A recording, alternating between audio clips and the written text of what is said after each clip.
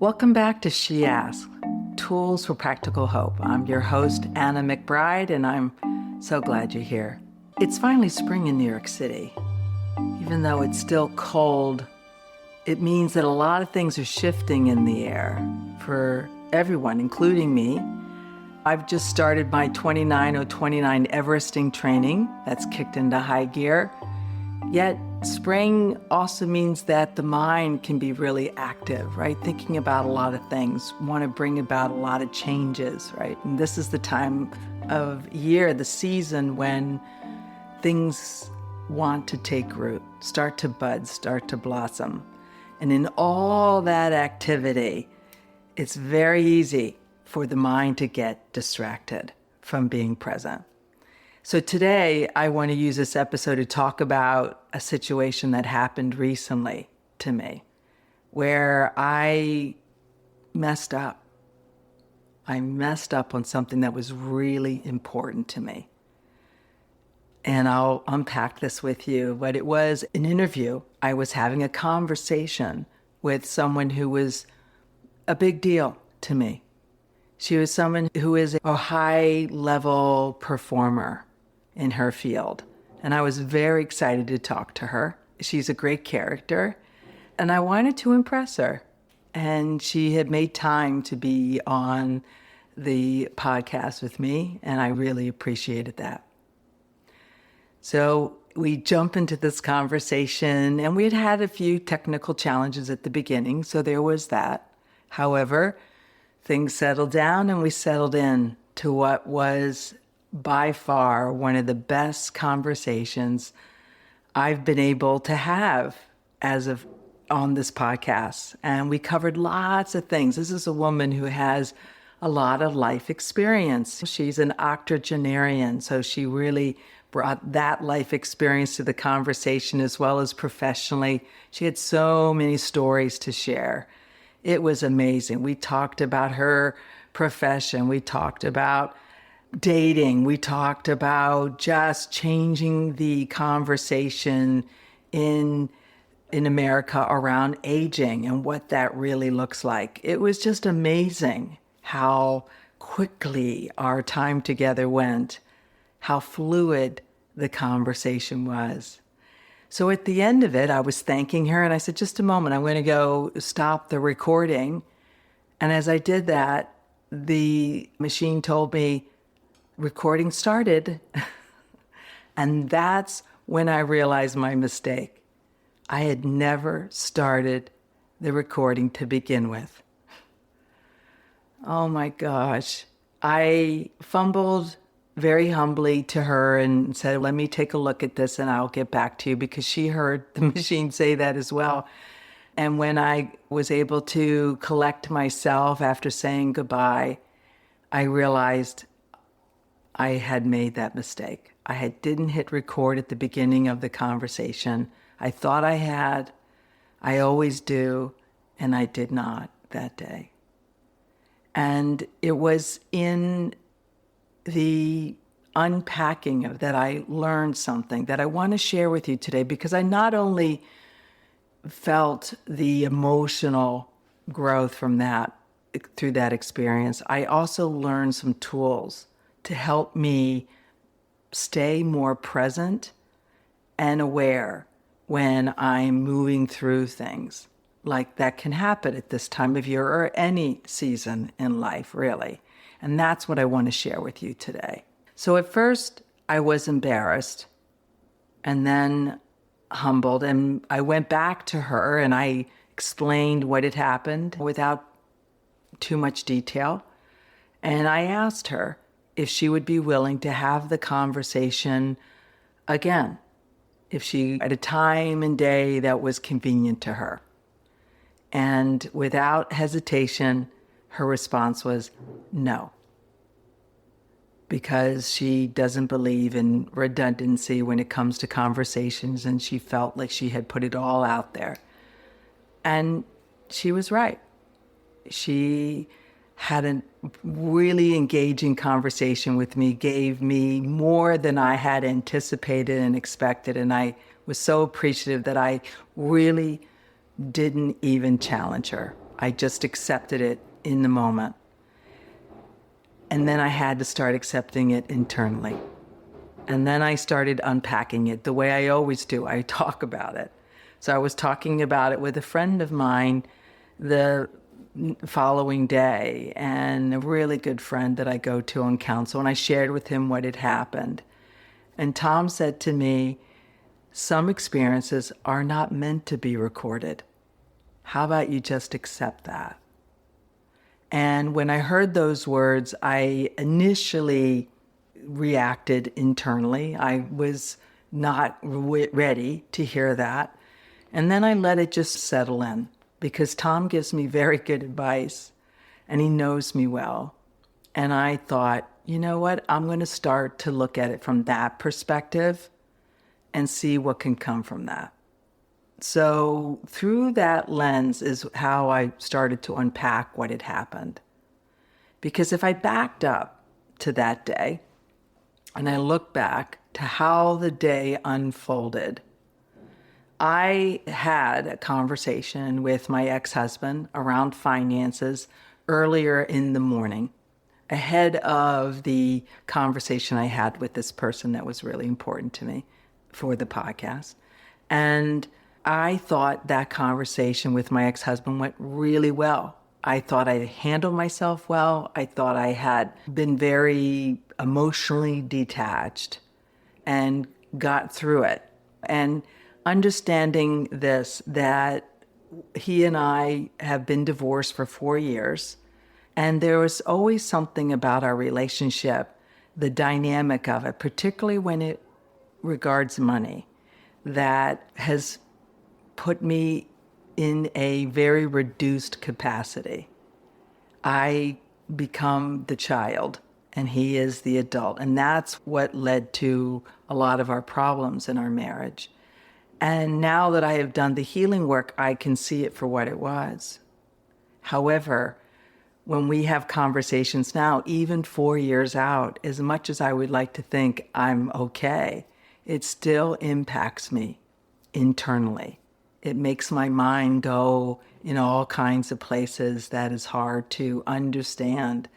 And if I'm not in connection with how I'm really feeling, it can certainly distract me from being present. And I believe that was a big contributor to what had happened. I let it throw me emotionally. I let it throw me even from a focus standpoint. And it certainly took me out of the present moment. It took me all the way back, not only to my marriage, also to my childhood. So yeah, that had been going on. If I go back even further, I have some medical things going on, some things I'm attending to. However, they had just occurred ahead of that day, and that's distracting me. Then all this training I'm doing for this 29029 Everesting event, that piled on. So it was a weighted day, a weighted week. And if I'm being honest with myself, I'd like to think of myself as fully immune, like I can pivot at any moment. However, I am human, and I want to make sure that I attend to me. And I learned some things through this experience that are going to help me moving forward. Because I got to tell you something, that if I really want to protect something that's important to me, like a conversation that took me days, if not weeks, to set up, then I need to make sure that I remove any possible distractions, because protecting it is up to me. Attending to me is up to me. And I want to be on that level of accountability. So here are some tools I want to share with you that really I'm going to keep incorporating going forward. I want to be more honest with myself. When I have projects coming up that are important to me, like this podcast, I want to build a container. And that includes the day. Like, how do I want that day to go? And if I have something of importance, let's say in the middle of the day, I want to make sure my morning is clear for me to prepare and for me to stay grounded. And I could do better about that. I still have this tendency to think like I can pack a lot into my day. And really, I think what presence needs me to do is to remove obstacles, allow things to be more free space around what's important to me. I also could have done a better job at making sure that any conversation I'm having with my ex-husband, particularly when it involves money, is nowhere near, around, or close to anything that's important. In fact, I don't even need to have the conversation with him about that. That's what the attorney is for. So that's something I'm going to incorporate going forward. And I think when it comes to my training, I need to also keep in mind that I want to put space around how much training I'm doing, how frequently I can do it. So I have to be honest. Like, I just had a big event this past Saturday, and here we are Wednesday of this next week, 4 days later, and I'm still recovering. If I'm honest, I am still quite tired, and that's okay. That's just the reality of what's going on. So honesty, space, planning. And then the fourth one is asking for help, right? Whether it's from an attorney, from my very capable and willing assistant, from friends to talk things through. I could be a little bit rigid sometimes around what I let people help me with. And I think like I'm really learning from this that I need to really allow more people in because people are willing to help me. I just don't always ask for help. And then maybe the fifth one, besides rest, right? And better self-care in that regard, is just grace. Because as much as I'm going to try to be very good at this podcast because it really means a lot to me, I've got to understand what Tom said. Some experiences aren't meant to be recorded. So it could very well be that I had to go through that and in order to grow through that. And the growth is more in understanding what were the lessons built into the experience. And often, if I'm going to feel which I did during that experience, I felt humbled. I also felt embarrassed and I felt upset when it first happened, like I'd done something wrong. And whenever those feelings come up, it's often my nervous system. In fact, it's always my nervous system attempting to say, whoa, don't be so hard on yourself. Don't turn on yourself. Turn inward and learn what's really going on. And it's that level of work that I've been doing, and I'm grateful. Like, it didn't take me very long to process it, and I'm surrounded by such good people that I had those conversations which helped me unpack it and get to the heart of it. So I don't know if I'll get another chance to have the conversation and record it with this amazing woman that I made that recording mistake with. However, I'd like to think so at some point. If not that one, there'll be more. And because that's how the universe works for me. It's very generous, very supporting. As long as I keep leaning into all the healing practices that I have learned and put to work for me and that I work with clients on, I know things are going to work out. And I will offer these to you to keep in mind, because as you move through spring, as you attempt to build new ways of being, that you want the foundation of the growth that you are expanding into, there's going to be some bumps. There are going to be some moments where you might feel like you're messing up, you're falling down, you make mistakes. But one thing I've learned is that mistakes are a necessary part of being human. That's how we learn. And so the word is a little hard to swallow, so I like to change it. It's not a mistake, it's a lesson. And if I'm going to learn, I learn through mistakes. they're necessary for me. They really help me grow. And I want you to understand that is life working for us and not against us. So I'm grateful that I got to share this with you because it helps me to share what I'm going through so that you can be a part of this experience with me. Because if I'm going to grow, I want to take you all with me, because that's what life is offering, is so much expansion, so much growth. But with that might come these humbling moments.